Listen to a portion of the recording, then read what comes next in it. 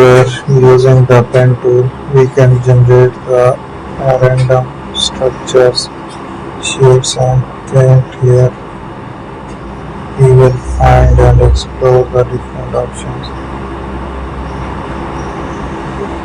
So there we are finding the design where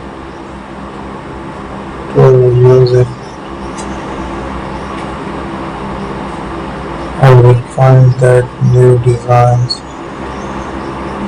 choose the different options here. I will take the designs,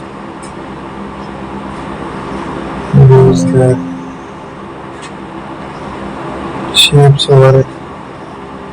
I will take the razor tool as well.